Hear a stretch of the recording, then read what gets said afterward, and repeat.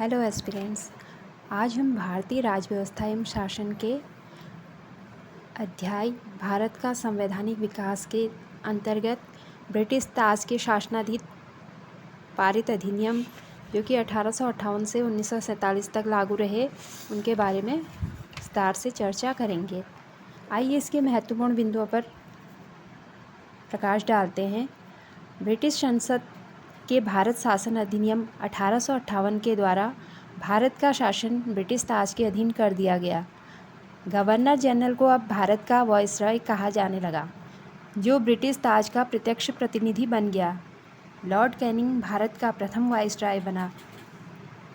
इस अधिनियम द्वारा भारत के राज्य सचिव पद का सृजन किया गया, जिसमें भारतीय प्रशासन पर संपूर्ण नियंत्रण की शक्ति निहित थी।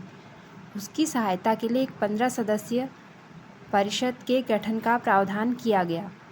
भारत परिषद अधिनियम 1861 के द्वारा कानून बनाने की प्रक्रिया में भारतीय प्रतिनिधियों को शामिल करने की शुरुआत हुई। इस अधिनियम के द्वारा बम्बई एवं मद्रास की प्रेसिडेंसियों को पुनः विधायी शक्तियां देकर विकेंद्रीकरण की प्रक्रिया की शुरुआत की गई। इसने वायसराय को आपातकाल में अध्यादेश जारी करने के लिए अधिकृत किया, जो अधिकतम 6 माह की अवधि तक प्रभावी हो सकता था। भारत परिषद अधिनियम 1892 के माध्यम से केंद्रीय और प्रांतीय विधान परिषदों में अतिरिक्त सदस्यों की संख्या बढ़ा दी गई।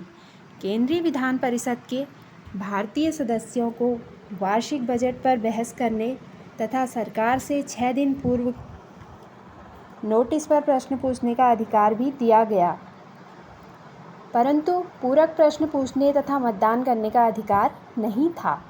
सीमित अर्थों में निर्वाचन पद्धति का आरंभ किया जाना इस अधिनियम की महत्वपूर्ण विशेषता थी। भारत परिषद अधिनियम 1909 को मार्ले मिंटो सुधार के नाम से भी जानते हैं।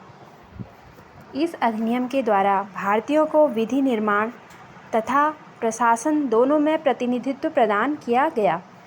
इसके तहत वायसराय की कार्यकारी परिषद में भारतीयों को पहली बार शामिल किया गया। इस परिषद में शामिल होने वाले पहले भारतीय थे सत्येंद्र प्रसाद सिन्हा।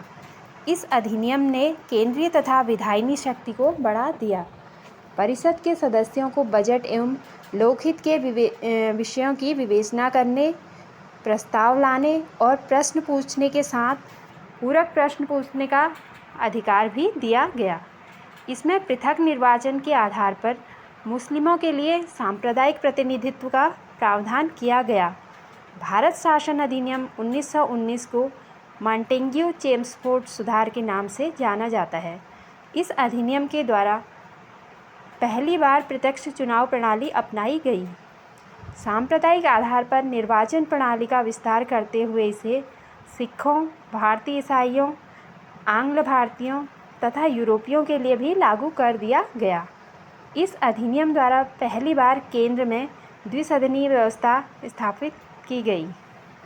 इस अधिनियम के द्वारा सभी विषयों को केंद्र तथा प्रांतों में बांट दिया गया। द्विसदनीय केंद्रीय विधानमंडल समस्त ब्रिटिश भारत के लिए कानून बना सकती थी। इस अधिनियम के तहत प्रांतों में द्वैत शासन प्रणाली लागू की गई। प्रांतीय विषयों को 2 भागों आरक्षित और हस्तांतरित विषयों में बांटा गया। इस अधिनियम में पहली बार उत्तरदायी शासन शब्द का प्रयोग किया गया। इसके अंतर्गत एक आयोग का गठन किया जाना था, जिसका कार्य 10 वर्ष बाद इस अधिनियम की समीक्षा करने के बाद अपनी रिपोर्ट प्रस्तुत करना था। भारत शासन अधिनियम 1935 द्वारा सर्वप्रथम भारत में संघात्मक सरकार की स्थापना की गई। इस अधिनियम के द्वारा प्रांत में द्वैत शासन को समाप्त कर केंद्र में द्वैत शासन प्रणाली लागू की गई। भारत में मुद्रा एवं साख पर नियंत्रण के लिए भारतीय रिजर्व बैंक की स्थापना की गई। सांप्रदायिक निर्वाचन प्रणाली का विस्तार करते हुए दलित जातियों, महिलाओं और श्रमिकों को इसमें शामिल किया गया।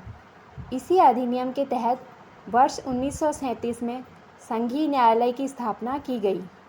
इस अधिनियम द्वारा बर्मा को ब्रिटिश भारत से अलग कर दिया गया तथा 2 नए प्रांतों सिंध और उड़ीसा का निर्माण हुआ। इसके तहत कुछ प्रांतों में द्विसदनात्मक व्यवस्था की गई।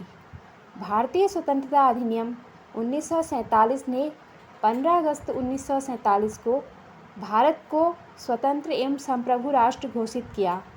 इसने वायसराय का पद समाप्त कर दोनों डोमिनियन राज्यों में गवर्नर जनरल का पद सृजित किया। इसके अंतर्गत ब्रिटिश शाही उपाधि से भारत का सम्राट शब्द समाप्त कर दिया गया। आइए इस अध्याय से अब विगत वर्ष में आईएएस प्रारंभिक परीक्षा में पूछे गए प्रश्नों को देखते हैं। पहला प्रश्न है जो कि आईएएस प्रारंभिक परीक्षा 2022 में पूछा गया था।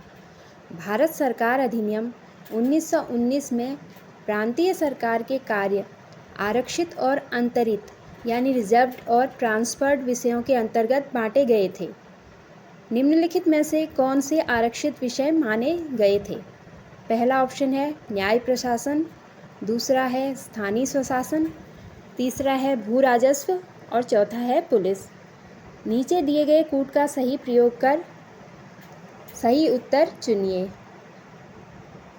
पहला विकल्प है 1, 2 और 3, दूसरा विकल्प 2, 3 और 4, तीसरा विकल्प 1, 3 और 4, चौथा विकल्प है 1, 2 और 4, जिसका उत्तर है तीसरा विकल्प यानी ऑप्शन सी 1, 3 और 4। आइए इसकी व्याख्या देखते हैं। भारत सरकार अधिनियम 1919 की एक प्रमुख विशेषता प्रांतों में द्वैत शासन की स्थापना थी। इस प्रणाली के तहत प्रांतीय सरकार के कार्यों को दो भागों आरक्षित और अंतरित या हस्तांतरित यानी रिजर्व्ड और ट्रांसफर्ड में विभक्त किया गया। आरक्षित विषयों के अंतर्गत न्याय प्रशासन, भू राजस्व, वित्त, पुलिस, सिंचाई आदि को रखा गया, जबकि हस्तांतरित विषयों के तहत स्थानीय स्वशासन, शिक्षा, स्वास्थ्य, कृषि आदि को रखा गया। आरक्षित विषय प्रांतीय गवर्नर एवं उसकी कार्यकारी परिषद के तहत रखे गए, जबकि हस्तांतरित विषयों का उत्तरदायित्व प्रांतीय विधायिका के प्रति उत्तरदायी मंत्रियों को सौंपा गया। दूसरा प्रश्न है निम्नलिखित कथनों पर विचार कीजिए। पहला कथन है 1919 के मॉन्टेग्यू चेम्सफोर्ड सुधारों में 21 वर्ष से अधिक आयु की सभी महिलाओं के लिए मताधिकार की संस्तुति की गई। दूसरा कथन है 1935 के गवर्नमेंट ऑफ इंडिया एक्ट में विधानमंडल में महिलाओं के लिए आरक्षित स्थानों का प्रावधान किया गया। उपर्युक्त कथनों में से कौन से सही हैं? पहला ऑप्शन है केवल 1, दूसरा ऑप्शन केवल 2, तीसरा ऑप्शन 1 और 2 दोनों और चौथा ऑप्शन है ना तो 1 और ना ही 2। यह प्रश्न आईएएस प्रारंभिक परीक्षा 2021 में पूछा गया है। इसका सही उत्तर है बी ऑप्शन यानी केवल 2। आइए इसकी व्याख्या देखते हैं।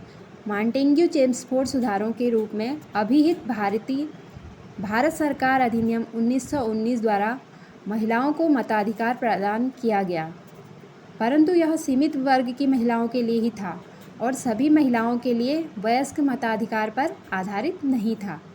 इस प्रकार कथन 1 सही नहीं है।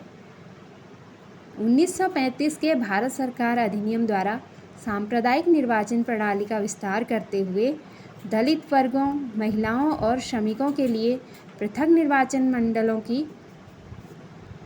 का प्रावधान करते हुए विधानमंडल में स्थान आरक्षित किए गए। इस प्रकार कथन 2 सही है।